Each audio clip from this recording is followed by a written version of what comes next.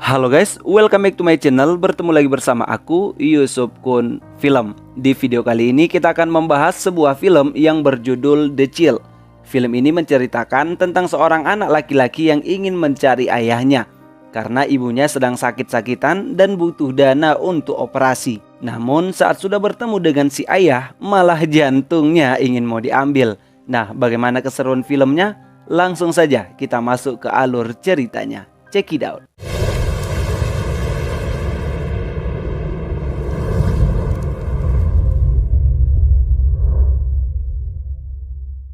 Berlatar di Filipina, sekelompok gangster menyekap seorang yang misterius kemudian melaporkan kepada ketua mereka yang bernama Cho. Pria misterius ini kita sebut saja Kim Bek. Tanpa mereka sadari, Kim Bek berhasil lepas dari ikatannya kemudian mengekil mereka semua. Tak lama, Cho dan cucunguknya datang. Mereka pun tak luput dari ulti si Kim Bek.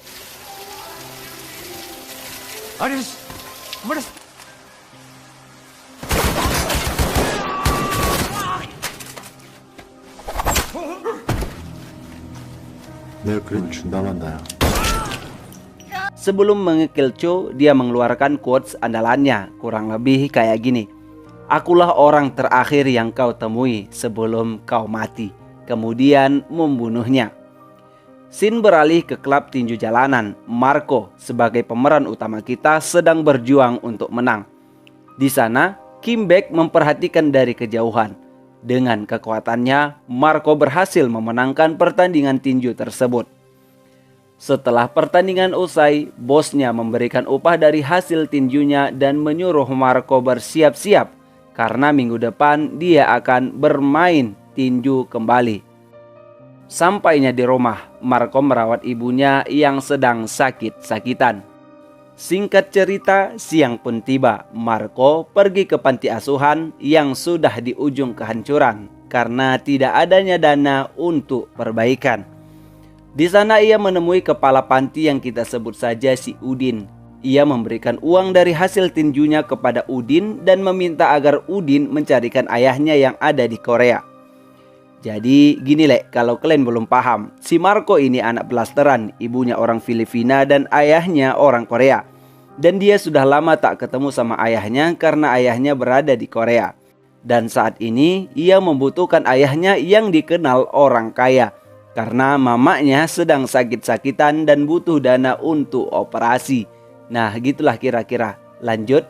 Marco ke warkop langganannya. Dia memesan tuak dan taruhan memegang Branly saat melawan Chelsea di pertandingan bola. Emang boleh se-Branly itu. Tak lama si Ujang datang mengajak Marco mencuri toko perhiasan terbesar di Filipina. Tapi Marco masih mau mencari uang dari jalan yang halal sehingga ia menolak ajakan Ujang. Terlihat Kim Bek sedang memperhatikan Marco. Sampainya di rumah, Marco melihat hasil pertandingan. Dan ya, Chelsea 4 dan Branly 0. Itu membuat dia depresi karena sudah menghabiskan seluruh uangnya untuk Branly. Melihat sang ibu yang sangat membutuhkan dana untuk operasi, tanpa pikir panjang, Marco ikut melakukan pekerjaan haramnya si Ujang. Setelah mengasih nasihat sepatah dua patah kata, Ujang membekali Marco dengan pistol dan aksi pencurian pun dilakukan. Saat mau melancarkan aksinya, ada beberapa orang yang menghajarnya, sehingga perkelahian pun tak dapat terelakkan.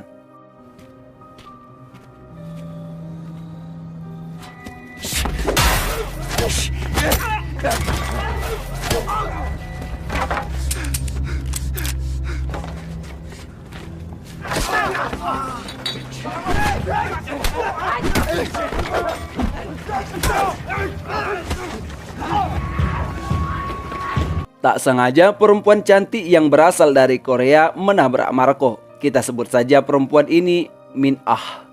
Karena merasa bersalah, Min Ah membawa Marco ke rumah sakit. Setelah diperiksa dan tak terjadi apa-apa, Min Ah memberikan uang tanda maafnya.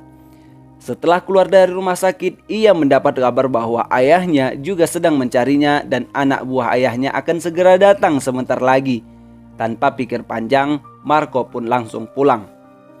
Benar saja, asisten ayah Marco datang ke rumahnya. Terlihat Kim Bek kembali mengintai dari kejauhan. Asisten itu menunjukkan visa dan paspor Marco yang secepat kilat sudah siap. Dan asisten itu juga sudah membawa perempuan yang akan merawat ibu Marco selama ia berada di Korea, dan akhirnya mereka pun berangkat ke Seoul. Scene beralih, kita diperlihatkan sosok anak pertama dari ayah Marco, atau bisa dibilang abangnya si Marco. Namanya adalah Han.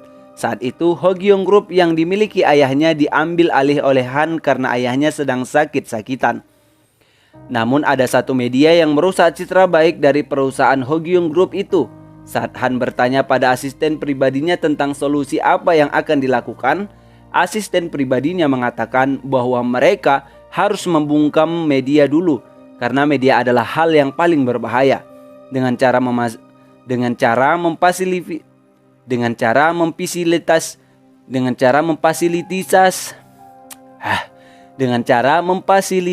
semua kebutuhan media itu selama 3 tahun.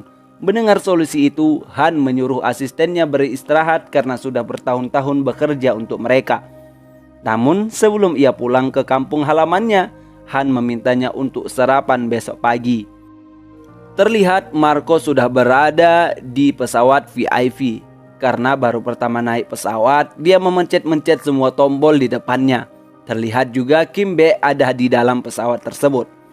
Setelah semua tertidur lelap, Kim Baek menghampiri Marco yang sedang asik menonton perang. Ia mengenalkan dirinya sebagai teman.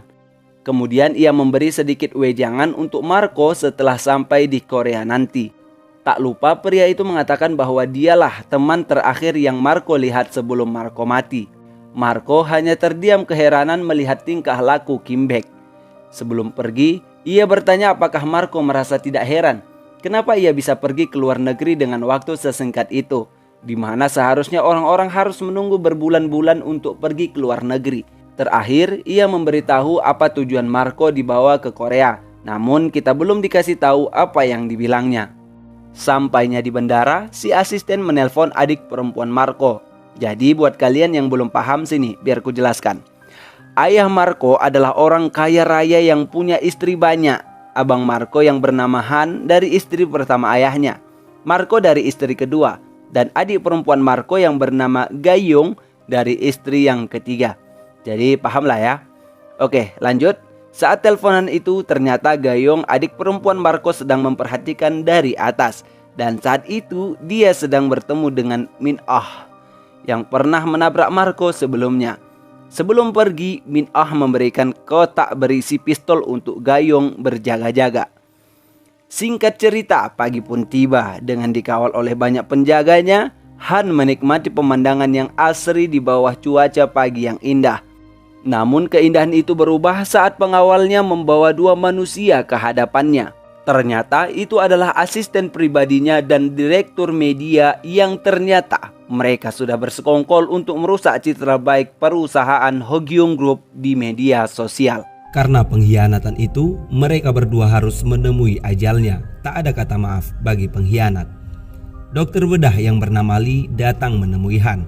Di sana Han berpesan jangan membuat ia kecewa seperti 2 orang yang baru saja ia kill. Kemudian menyuruh Dokter Lee beserta cecunguknya bersiap-siap karena mereka akan mulai bekerja. Marco dan asisten ayahnya lagi asik ngobrol sembari menuju jalan pulang. Namun Kim Baek datang lagi. Ia menyuruh Marco memakai sabuk pengaman dan tiba-tiba, ya, dengan brutal ia menembaki orang-orang yang ada di dalam mobil Marco. Karena Marco pakai sabuk pengaman, itu membuat dia selamat dari kejadian tersebut. 우리말로 이 새끼야 너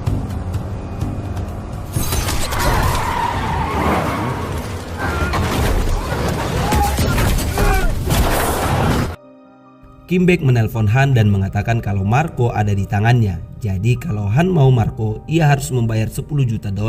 Karena marah, Han menyuruh anak buahnya mencari keberadaan Marco. Dengan gaya yang cool, Kim Baek menyapa Marco dengan sebutan teman. Dan di sini kita baru dikasih tahu yang dibisikkan ke Marco saat di pesawat adalah Marco dibawa ke Korea hanya untuk mati. Itulah sebabnya ia menjaga Marco. Karena masih tak percaya sama Kim Baek, Marco melarikan diri. Namun kemanapun Marco lari, Kim Baek tetap menemukannya. Hingga pada akhirnya Marco memberanikan diri melompat dari flyover. Namun lagi-lagi Kim Bek terus mengejarnya sampai pada akhirnya hujan pun turun. Dan Kim Bek alergi dengan air hujan. Itu membuat Marco lolos dari kejarannya. 안녕 친구. 자 벤츠. 안 그래? 보통 저 정도 그럴 거 없어. 릴렉스.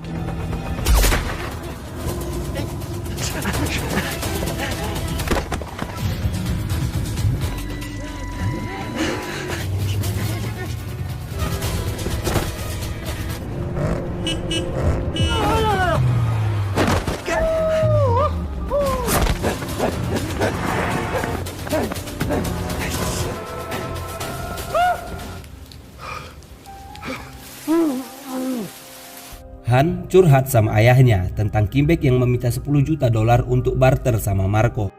Tak lama, Lee dokter bedah mengatakan bahwa semua sudah siap. Akhirnya mau tak mau Han turun tangan mencari Marco agar aksi mereka dilaksanakan.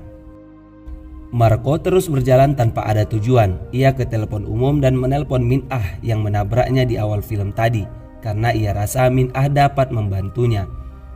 Dengan sigap Min Ah langsung menuju ke tempat Marco. Namun belum lagi selesai teleponan, si Kim Bek kembali datang untuk menangkap Marco. Akhirnya kejar-kejaran pun kembali terjadi. 잠시만 기다려주시면 바로 진짜요? 어떡해 진짜. 누가? 너 갑자기 연락?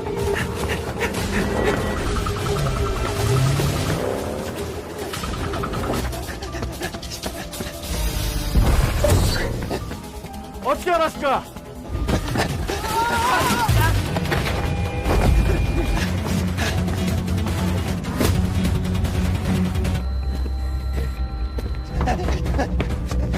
Min Ah menyelamatkan Marco dari kejaran Kim Bek. Saat di jalan mereka berselisih dengan Han.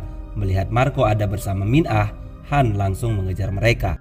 Dalam pengejaran itu ternyata Kim Bek ikut-ikutan. Dengan cerdik, Min Ah mengarahkan mobilnya ke hutan untuk bersembunyi. Di sana ia menjelaskan bahwa ayah Marco adalah orang yang konglomerat di Korea. Perusahaan-perusahaan ternama di Korea hampir rata-rata milik ayahnya. Namun saat ini ayahnya punya penyakit jantung. Dan kalau ayahnya mati sekarang, maka ibu tiri mereka yang serakah akan mengambil alih semua kekayaan ayahnya. Karena itu, Han akan melakukan apapun untuk membuat ayahnya tetap hidup.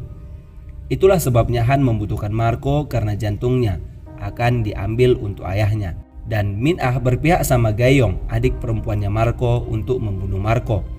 Karena kalau Marco sampai ke rumah mereka dan jantungnya diambil, maka ayahnya kembali hidup. Dan ibunya tak bisa menguasai harta ayahnya. Saat mau membunuh Marco, Kim Bek datang menabrak mereka. Marco lari dan Min Ah selesai di tangan si Kim Bek.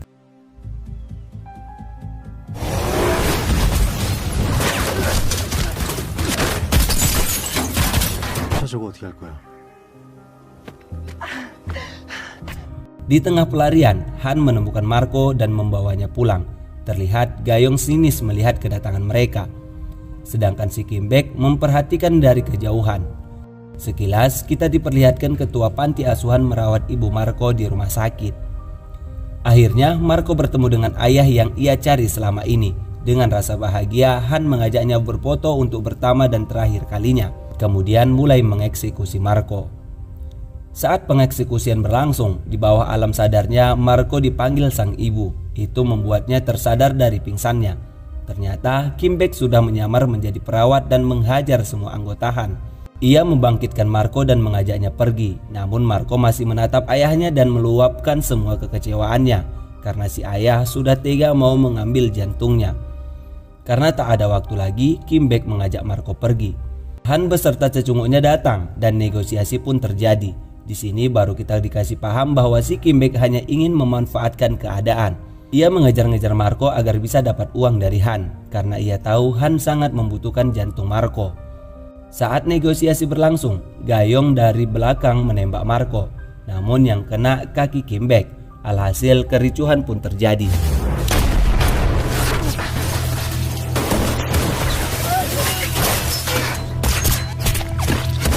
Dari baku tembak itu, ayah mereka terkena tembakan. Kim Bek menutupi tembakannya dan mengatakan kalau ayah mereka masih hidup.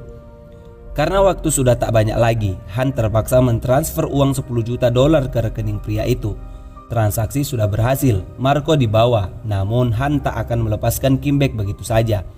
Ia menodongkan shotgun dan akan membunuhnya, namun ia tak tahu berhadapan dengan siapa. Alhasil baku hantam pun terjadi. 쪽팔리지 않냐? 왜 그래? 다고 소문나면 그걸로 쭉 호구가 돼.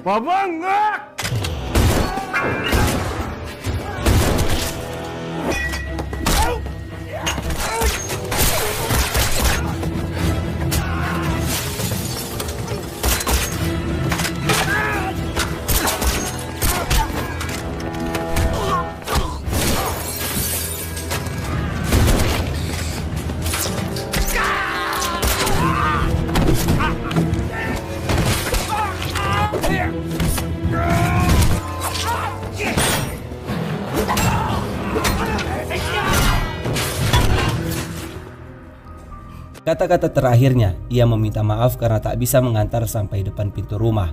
Gayong menghadang mereka dan akan membunuh Marco, karena ia takut kalau Marco akan membocorkan semua yang terjadi dan akan merampas hartanya.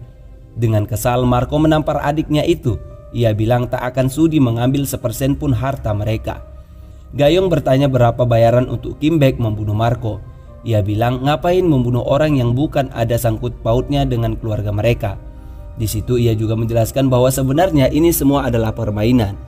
Ia mendapatkan kabar bahwa Han mencari adiknya yang sudah lama hilang karena akan mengambil jantungnya untuk sang ayah. Melihat kriteria adik Han itu sesuai dengan karakter Marco, maka ia meminta agar ketua panti mau bekerja sama. Dan hasil dari pekerjaan ini akan membangun panti yang sudah hampir tutup, mengobati ibu Marco dan memberikan jaminan masa tuanya, dan semua itu adalah amal bakti si Kim Baek karena waktunya tak lama lagi. Sebab penyakit yang ia derita semakin parah. Alhasil panti asuhan berhasil direnovasi. Marco sudah bisa merawat ibunya di rumah sakit tanpa memikirkan biayanya. Di akhir film, Kim Baek mengadu ke klinik langganannya. Ia bilang kalau sekarang berat badannya bertambah naik, selera makannya makin tinggi, dan ia merasa semakin sehat.